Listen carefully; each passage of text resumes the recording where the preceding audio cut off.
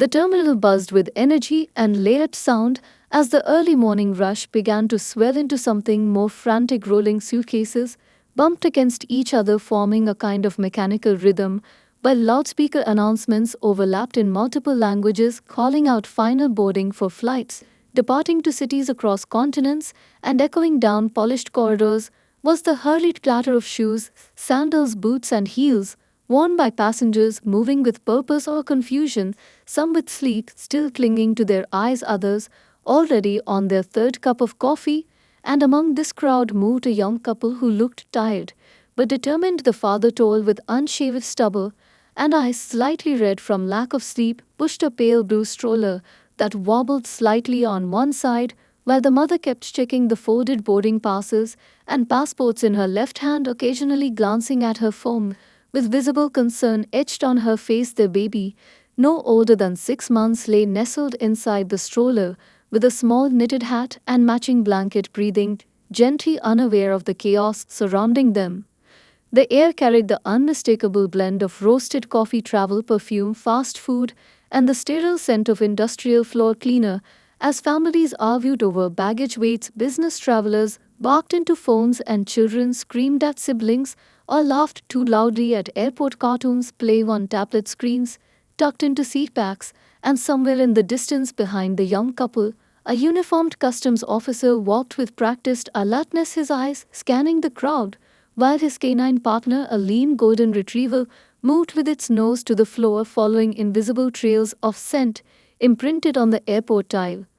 The dog had been trained for years to detect what no human could, its instincts honed into habit through endless drills in warehouses, training centers, and real international seizures, and it was now on duty not for show but for active inspection, passing through gates where selected travelers were being observed more closely. Though the young couple had not been on any watch list and had passed their previous security checkpoint without incident until the retriever slowed, then stopped completely, its body tense, its head raised toward the stroller as it sniffed again, and then gave a quiet signal to its handler, a shift in posture that meant it had picked up something worth investigating. The handler immediately shortened the leash and spoke calmly into his radio, his voice almost lost in the hum of engines outside and the murmur of fate announcements. Then the dog suddenly lunged, not in aggression, but in pursuit of scent, and in one fluid motion, it leaped forward, startling a group of travelers who stepped back in alarm as the animal headed straight toward the baby stroller, weaving through the legs of stunned passengers. And before anyone could react, it had reached the couple, the handler shouting for clearance, just as the retriever jumped into the stroller, its paws landing on the blanket that now shifted and caused the baby to stir.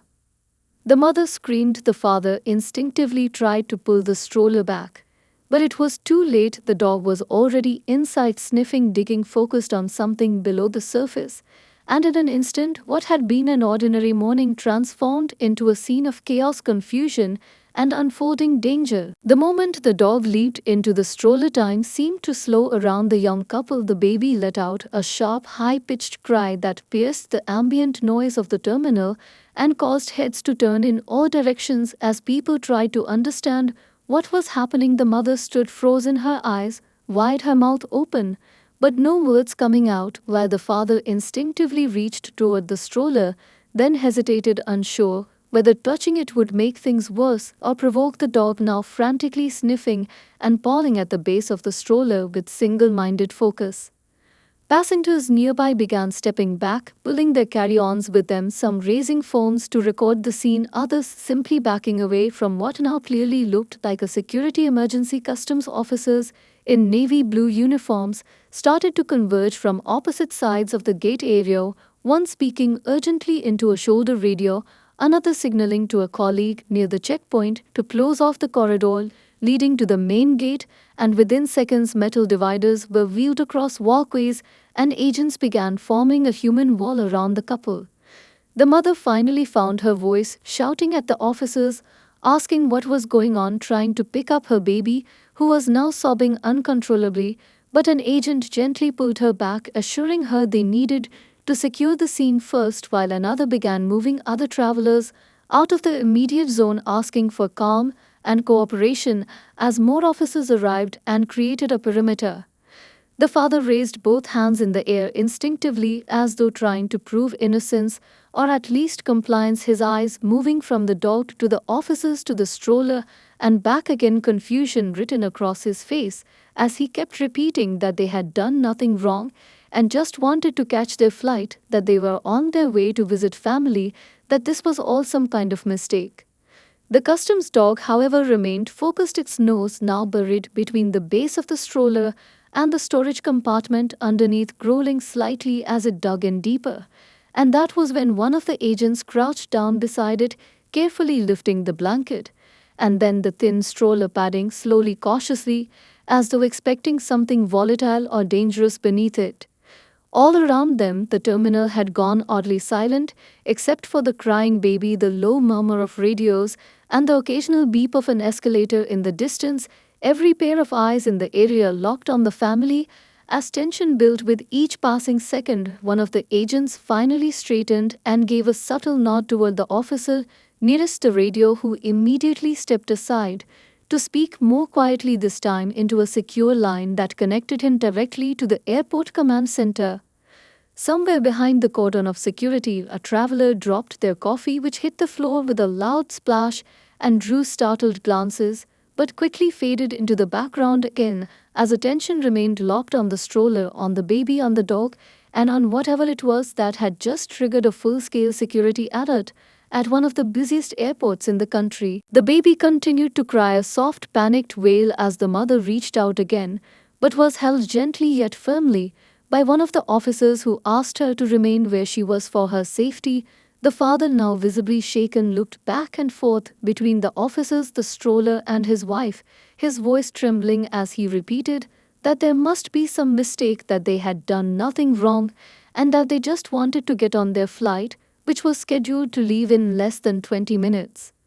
The customs dog had now stopped barking, its body tense but quiet as it sat beside the stroller, watching as two agents wearing black gloves carefully examined the area under the stroller seat. They moved with precise coordination, pulling back a small Velcro flap that appeared to be part of the stroller's original design but was not easily visible at first glance, and beneath it, tucked inside a narrow cavity barely larger than a book, was a silver vacuum-sealed pouch. The agent who discovered it held it up slowly for the supervising officer to see, and for a brief moment, no one moved as eyes locked on the shiny rectangular object that looked innocent enough, but was clearly the reason the dog had gone into alert mode. The supervising officer took the pouch, turned it over in his hands, and then gave a silent signal to his team, which prompted one of them to retrieve a portable scanner from his utility belt and run it slowly over the package.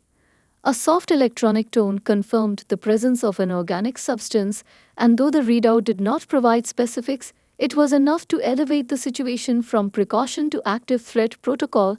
The supervising officer gave a brief clipped command into his radio, and within seconds a loud alarm blared overhead, followed by the automated voice of the airport security system informing travelers that all movement through Gate D was temporarily suspended due to a security concern. Steel shutters began descending over the gate entrances as travelers in the immediate area were calmly yet urgently directed away from the scene, some protesting, others simply watching with growing curiosity as a team in black uniforms entered through a side corridor carrying more advanced equipment, along with a hardened plastic case that looked like it belonged in a bomb squad van. The young mother, now in tears, tried again to explain that the stroller was borrowed, that they had only taken it because their own had broken and a neighbor had offered this one the night before they flew out, that they had not checked it thoroughly, that they had no idea anything was hidden in it, her words tumbling out in rapid fragments as the baby reached out for her arms, still whimpering from the shock. The father remained quiet now, his jaw clenched and his hands still raised as two officers slowly moved toward them, not in aggression, but with the heavy air of procedure thick around them, everyone watching, everyone wondering who these people really were and what had just been found inside a stroller in the middle of a crowded airport on an ordinary Tuesday morning. The agents moved with swift precision, surrounding the area with tall portable partitions to block the view of the growing crowd, while other officers extended the perimeter, forcing back the last curious onlookers and journalists who had begun to arrive after hearing the alarm from nearby terminals.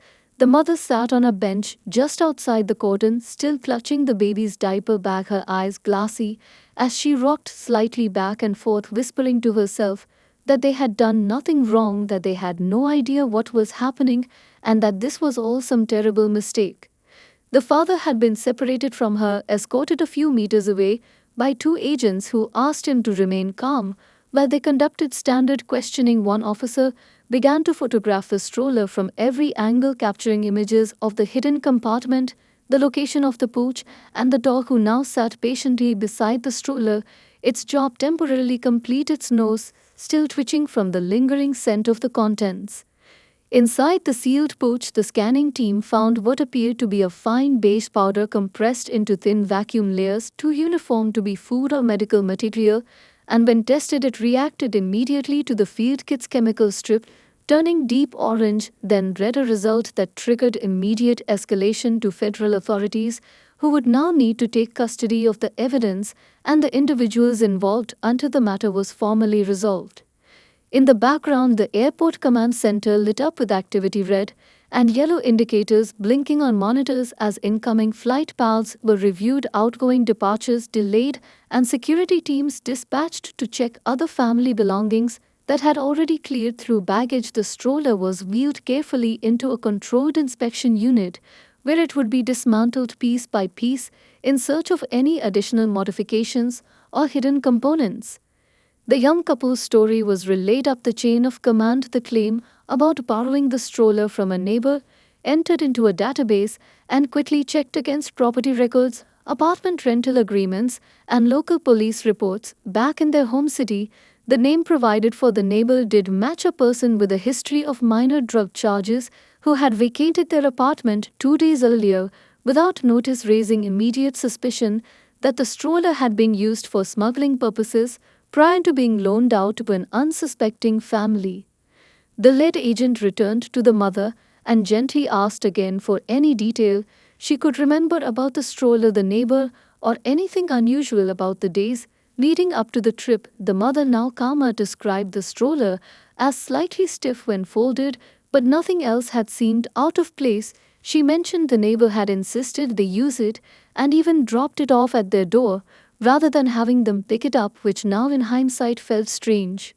Meanwhile, the baby had fallen asleep in the arms of a female officer who had been assigned to comfort the child during the chaos, rocking gently while murmuring soft words as the terminal outside slowly began to reopen. Travelers filtered through with confused expressions and whispered speculation, wondering what could have caused such an intense lockdown over something as ordinary as a baby stroller. The stroller, now dismantled down to its bare frame, sat under harsh white light inside the airport's secured inspection bay, where two federal agents in protective suits examined every bolt, every seam, every inch of fabric. One of them carefully sliced open the wheels and base frame, revealing nothing more, but still following protocol, because what they had already found was enough to trigger suspicion of something far larger than a simple mishap. The pouch contained over 200 grams of a synthetic narcotic, not commonly seen in small airport seizures and often traced back to high-level trafficking networks. Outside the inspection bay, the lead investigator reviewed a series of photographs, including shots of the couple at the terminal, at check-in, at the security line, and at the moment the dog made contact with the stroller, each frame time-stamped and labeled, while another officer cross-referenced their travel history, which showed no red flags, no prior international trips, no criminal records, nothing out of the ordinary, which only deepened the mystery and raised the possibility that the couple had indeed been used without their knowledge as carriers in a scheme designed to avoid detection by exploiting innocence and routine. The mother sat quietly in a small interview room, sipping water from a paper cup, her voice hoarse from crying as she answered every question with shaky honesty, explaining how the neighbor had knocked on their door 2 nights before the flight, how he had offered the stroller after learning theirs had broken, how he had even brought over a small clip-on fan for the baby seat, and made a comment about how it would be a long trip to the East Coast with a newborn and how grateful she had felt in that moment, not realizing that gesture could have been anything other than kindness. In another room, the father leaned over the table, his hands still visibly trembling as he answered similar questions, explaining that he had packed the stroller himself, placed their baby's toys and bottles in the side pockets, and noticed nothing unusual. He admitted the stroller felt heavier than expected, but assumed it was because of the additional gear and travel items he had stored beneath the seat. He had no idea anything was hidden inside, no clue that a pouch of illegal substances was wedged into a false compartment inches from where his child had been sleeping. Back in the terminal, the incident had already spread across news networks. Social media posts showing the moment the dog leaped into the stroller had gone viral, with captions ranging from heroic canine to airport terror, and theories online ranged from accidental smuggling to deliberate setup by airport insiders. By the time federal agents officially took over the case, journalists had already begun gathering at the arrivals level, hoping to get photos of the couple as they were escorted out by authorities for further questioning at a separate secure location. The customs dog who had triggered the entire investigation sat quietly near his handler, his job done for the moment, though he remained alert, eyes following movement, ears flicking at every sound, as if ready at any moment to spring back into action, because what he had found had not just interrupted a morning flight, it had disrupted lives, sparked investigations, and possibly exposed something much deeper hiding in plain sight within the ordinary flow of airport life. The hours dragged on as the investigation continued, with new layers of questions unfolding, but the couple still had no answers to the bigger puzzle. All they knew was that they were stuck in a small room separated from their baby, the mother trembling as she clutched a piece of paper, the father pacing back and forth, his mind spinning with confusion, guilt, and a growing sense of helplessness. Outside in the terminal, the atmosphere had shifted from chaos to tense curiosity. Travelers whispered about the couple, the stroller, the dog's reaction, while others rushed to catch their flights, as if nothing had changed. But beneath the surface, something had been set into motion that none of them fully understood. Federal agents now took the lead as the airport security team shifted their focus to broader implications: the baby stroller, the pooch, the dog's find. It was all part of something much bigger. The drug they had uncovered wasn't a simple street narcotic. It was a chemical compound used in high-end production of synthetic substances, often trafficked by global networks that specialized in moving dangerous contraband with precision and efficiency. This wasn't a random attempt to smuggle, it was methodical, carefully planned, the kind of operation that required time and access and money. Back in the interview room, the father was now sitting still, staring at his hands, wondering what he had missed, wondering how they had become tangled in something so dark, something that had come into their lives so unexpectedly. The door opened, and an officer entered, a cold and impersonal presence, who now informed them that they were being detained for further questioning. Their passports and flight records were already on hold, and that their belongings had been flagged for additional inspection. The father asked what would happen to their baby. The officer's face remained unreadable as he explained that she would be cared for and moved to a secure facility where she would be kept safe until the investigation was concluded.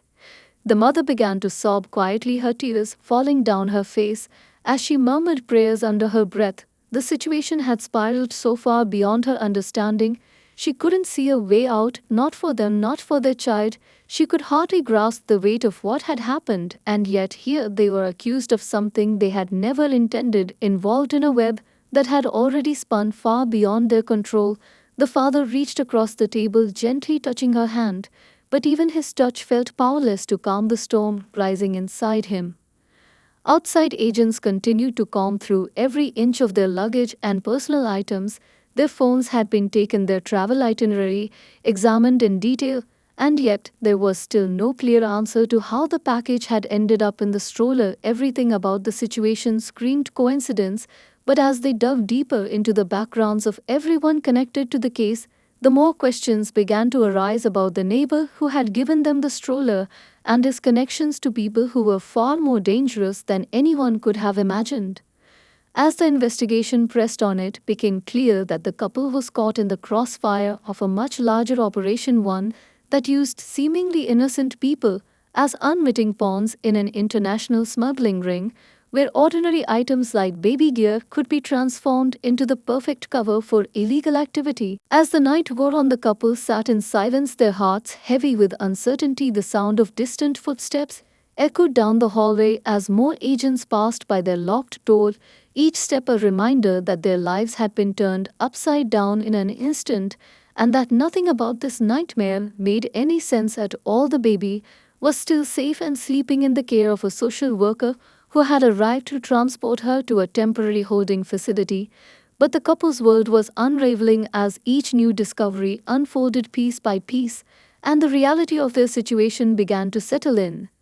The father felt a deep sense of guilt gnawing at him. It was impossible to shake the thought that he had missed something, that there had to be some warning sign, some clue, that this had been coming. The last few days played out in his mind over and over: the seemingly innocent neighbor who had dropped off the stroller with a friendly smile, the reassuring words about the trip. How could they have known that something far darker was hidden beneath that same act of kindness? He tried to think back to any odd moment, any glance, any hesitation, but nothing stood out. Everything seemed too ordinary, too safe. And now it all felt like a lie. Meanwhile, the investigation team was piecing together a more troubling story than anyone had anticipated. As they dug deeper into the background of the neighbor, they had quickly discovered his history of involvement with a dangerous international trafficking syndicate that had been linked to several major drug busts over the past decade. The neighbor's name had surfaced in surveillance reports from previous operations, but had never been directly connected to the core members of the ring, and thus had slipped under the radar until now. But it was clear that he was a small but critical player in a larger operation designed to move narcotics and illegal substances undetected by law enforcement authorities. The agents pieced together a disturbing timeline, revealing that the neighbor had been in contact with several known figures in the smuggling trade just days before he had dropped off the stroller to the young couple, and based on intercepted communications, it seemed that the stroller had been used as a conduit to move the contraband without raising suspicion, because who would suspect a baby stroller to be anything but innocent? How could something so ordinary be tied to such an elaborate web of crime? The couple's role had become clear. They were not the masterminds behind this operation. They were simply the unwitting victims trapped in the middle of a scheme they had no part in, but had become the perfect targets because of their trust and vulnerability. What they hadn't known was that they had become part of a much bigger game, one where their innocence was the key to carrying the cargo across borders undetected. As dawn began to break, the couple was escorted into separate interrogation rooms, their hands still bound by the invisible weight of suspicion and fear. They could hear the faint hum of the terminal outside, still bustling with travelers, unaware of the events unfolding just behind the scenes. Their world now reduced to a sterile room, a single light hanging above their heads, and the harsh reality that their lives had been changed forever by a single moment of kindness that had been manipulated by forces far beyond their understanding. The hours stretched on as the investigation reached its climax. The couple sat in different rooms, the tension thick in the air as agents moved back and forth in a meticulous dance of questioning, analyzing evidence, and cross-checking leads. Their phones were still off limits, their travel documents still confiscated, and despite the reassurances from their attorney, who had just arrived, they could still feel the crushing weight of being falsely accused of something they could not even begin to understand. The father leaned against the cold concrete wall, his mind a swirl of disbelief. He had been a simple man with simple dreams and a growing family. How had it all come to this? How had his life become entangled with people he didn't know, people who used them as pawns in their games of international smuggling? He thought back to the neighbor who had handed over the stroller with such casual familiarity. The man had acted like a friend, had even told them to be sure to enjoy the trip without worrying about anything, but now he realized it had all been part of the plan, a calculated move to use them as the perfect cover. In the neighboring room, the mother sat hunched over her hands, gripping the edge of the table, her breath shallow. As she struggled to hold back tears, she couldn't shake the image of her baby being taken from her, placed into the arms of a stranger, whisked away to a secure facility far from her reach. She kept telling herself that this wasn't their fault, that they had done nothing wrong. But the voices in the hallway, the questions, the cold eyes of the agents all told a different story. She wondered if she would ever see her child again, if they would be able to get back to the life they had known just 24 hours ago, before everything had shattered in a single moment of chaos. The interrogation continued, with the agents growing more persistent, their questions never relenting as they tried to find any shred of evidence that could explain how the couple had unknowingly become entangled in this vast network of criminal activity. But despite their best efforts, the couple's responses remained consistent. They knew nothing about the poach or the narcotics hidden in the stroller, and they had no idea that the neighbor had any connection to the trafficking ring. They were just two ordinary people caught in the wrong place at the wrong time.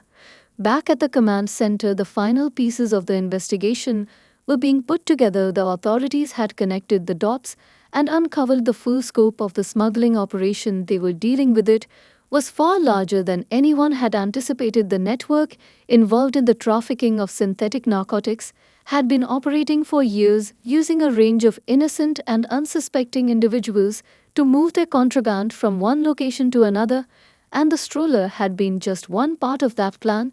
The authorities had also traced a series of payments made to the neighbor over the past few months, payments that seemed to coincide with the couple's travel plans, suggesting that they had been carefully chosen to carry the narcotics without realizing it. As the investigation reached its final stages, the authorities made a decision. They would clear the couple of any wrongdoing and release them, but the damage had already been done. Their lives had been irrevocably altered, their names now tied to an international trafficking operation, and their world forever changed by a single moment of chaos at the airport.